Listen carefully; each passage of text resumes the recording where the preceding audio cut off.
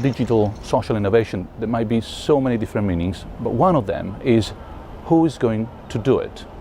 Who is going to help us to innovate, socially speaking, and look at the sort of technologies that can support the right projects, the social projects? Now, the answer to that question seems to me anyone of a goodwill, and anyone who has the means to help. Now, the goodwill I don't know, but the means are certainly also in the hands of multinationals.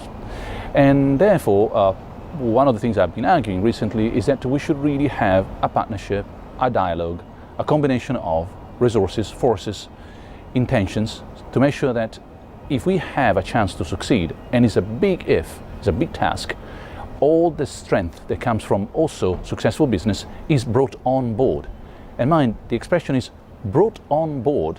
It doesn't mean that we are going to delegate, to give up, to chain ourselves to big business. No, but we want to bring them in the room, make sure that the decisions are collective, that they also have a chance to have their voice heard, but we also have a chance to make sure they hear us and they tell us what they want and we tell them what we want.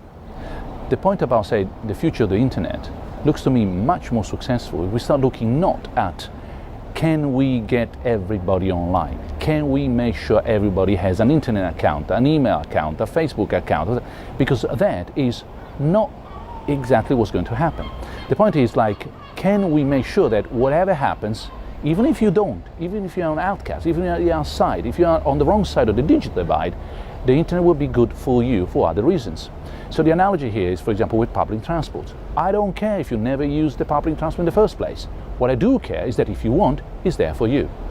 I don't care whether you're never ever going to use that cycling path, etc. But if you want to use it, it's there for you. So what we're looking at is a social approach to the internet. We didn't do it, it was a mistake. We started making that mistake in the 90s. We didn't understand at the time that we're building a new space. We thought it was another utility. Let it go, let it grow, and then regulate. That was a mistake, an understandable mistake, nobody's fault. It was too early, it was too difficult, it couldn't possibly sit. But the truth is that today is the new space where we spend most of our time, the living time, the productive time, etc.